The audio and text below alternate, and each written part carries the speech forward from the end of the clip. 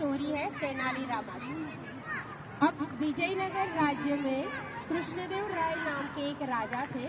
उनके एक दरबारी थे तेनालीरामा, जो बहुत ही शार्प थे, बुद्धिशाली थे। कोई भी प्रॉब्लम आती तो उसको मिनटों में सुलझा देते थे। तो इनकी एक चतुर बुद्धि के कारण वो उस राजा का कृष्णदेव राय का बहुत ही खास मंत्री था। तो राजा कोई भी प्रॉब्लम होती थी ना, तो विजय राय देव जो राजा थे, कृष्णदेव राय जो राजा थे, वो तेनालीरामा को बुलाते और तेनालीरामा उसका फटाफट सॉल्यूशन दे देते थे।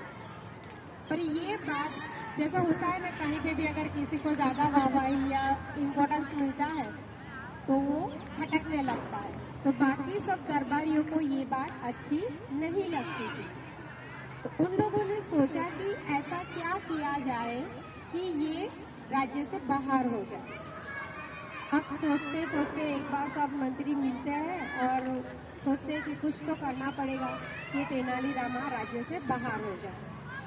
अब ये करने के लिए उन्होंने जो राजा का खास नाई था, उस समय पे जो नाई होते थे ना, तो राजा के पास जा सकते थे और कोई भी बात बेझिझक बोल सकते थे। तो उन्होंने नाई को बुलाया और बोला कि देखो भैया, उसका नाम साई था, उस नाई का नाम साई था। बोले साई, अगर तूने इस तेनालीरामा को कुछ भी करके इस राज्य से बाहर करवा दिया तो तेरे को हम माला माल कर देंगे। अब वो थोड़ा लालची था, उन्होंने बोला कि ठीक है। मंत्रीगण से प्रॉमिस किया, मिल गया उनके साथ, बोले करते हैं कुछ। 2 दिन के बाद ये कृष्णदेव राय जो राजा थे, उन्होंने उस नाई को अपना शेविंग करने के लिए बुलाया। तो वो शेविंग कर रहा था राजा की, तो उतने में वहाँ पे एक कौवा आता है और काय काय काय काय कर रहा होता है।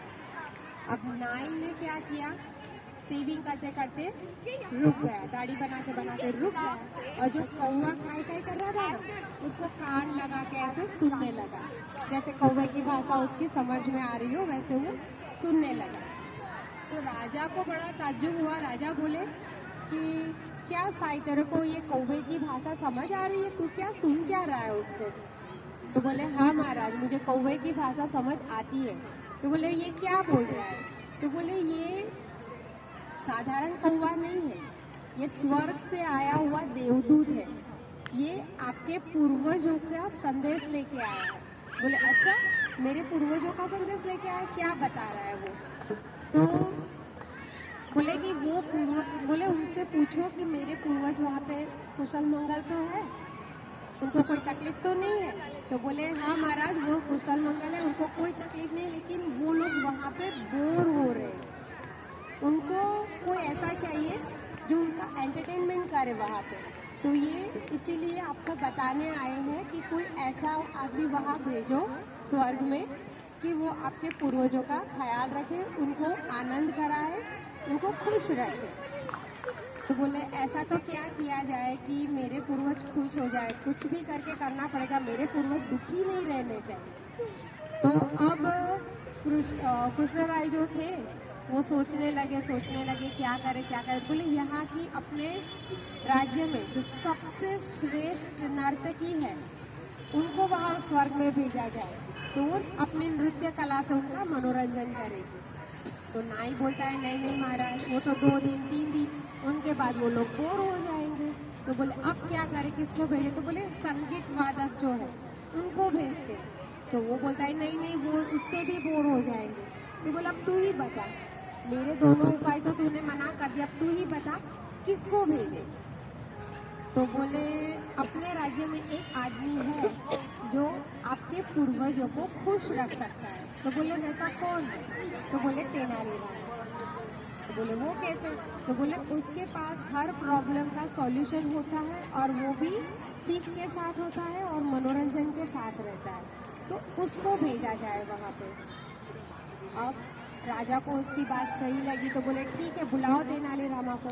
तेनालीरामा को बुलाया और उसको बोला कि भाई तुम्हें इस तरीके से स्वर्ग में जाना है और मेरे पूर्वजों का मनोरंजन करना है। तो बोले स्वर्ग में लेकिन जाया कैसे जाए, किसी को ये रास्ता मालूम है जाने का? तो वो तेनालीरामा बोलता है मुझे मालूम है कि स्वर्ग में कैसे जाया जाता है। तो बोले कैसे जाया जाता है? तो बोले चंदन की चिता तैयार करनी पड़ती है, उसको कपूर और घी से जलाना होता है और उसका धुआं जो आसमान में जाता है उस धुएं के मार्ग से स्वर्ग में जाया जाता है। लेकिन वो चीता इतनी बड़ी होनी चाहिए कि वो 3 दिन तक चलती रहे, तब जाके उसका जो धुआं है वो स्वर्ग तक पहुंचेगा और इसी रास्ते से मैं जाऊंगा, मैं जाने के लिए तैयार हूँ। तो बोले ठीक है चलो। तो महाराज ने तो अपने सेवकों को बुलाया और बोला कि सीता की तैयारी करो, चंदन की लकड़ियाँ इकट्ठी करो। तो बोले नहीं नहीं महाराज, आप चंदन की लकड़ियाँ इकट्ठी मत करो, वो मैं खुद करूँगा, क्योंकि मेरे जो कुछ पाप कर्म है ना वो भोगने अभी बाकी है। तो मैं अपनी चिता खुद तैयार करूँगा, उसके लिए मुझे 1 महीने की मोहलत दो ताकि मैं अपना पाप कर्म यहीं पे खत्म करके स्वर्ग में जा सकूँ। पाप के साथ मैं वहाँ नहीं जा पाऊँगा। तो महाराज ने बोला ठीक है चलो तुम ही अपनी चिता की तैयारी करो। तो वो अपने तेनालीरामा अपने साथ जो खास थे उसके उन लोगों को लेके गया दूर और चंदन की लकड़ियाँ इकट्ठा करना शुरू कर दिया। चंदन की लकड़ियाँ इकट्ठा कर रहा है और जैसे वो चिता बना रहा है ना तो उसके नीचे से एक सुरंग बना दी जो सीधे दूसरे राज्य में निकलती थी। अब जैसे करते करते करते 1 महीना हो गया, वो दिन आ गया कि जिस दिन तेनालीरामा को स्वर्ग में जाना था। तो राजा ने बोला कि चलो तेनालीरामा, उसको अच्छे से भेंट सौगात दी कि हमारे पूर्वजों को देना, ये वो सब सामान दिया, झीले जवेरात सब दिए और बिठा दिया चिता पे और उसके ऊपर लकड़ियाँ लगाना शुरू कर दिया। अब जैसे ही उसके ऊपर लकड़ियाँ लगाना शुरू किया, तेनालीरामा धीरे से नीचे से सुरंग में से निकल गया। यहाँ पे 3 दिन तक चिता जलती रही और चिता जलने के बाद देखा तो वहाँ कुछ भी नहीं था, मतलब समझे कि भाई तेनालीरामा स्वर्ग में पहुँच गया। करते करते फिर महीना हो गया, 1.5 महीना हो गया, फिर कौवे काय काय कर रहे। तो वो महाराज उस नाई से पूछ रहे कि भाई ये कौवा आया है, क्या वो स्वर्ग से आया है, कुछ संदेशा लेके आया है? बोले नहीं नहीं महाराज, ये तो अपना देसी कौवा है, वो तो विदेशी कौवा था, ये अब ये वाला कौवा नहीं है। फिर थोड़े दिन बाद पूछा राजा ने कि भाई कौवा कोई संदेशा लेके आया है? तो बोले नहीं, वो विदेशी कौवा था, ये तो अपने देसी कौवे। करते करते 2 महीना, 3 महीना, 4 महीना करते 10 महीने गुजर गए।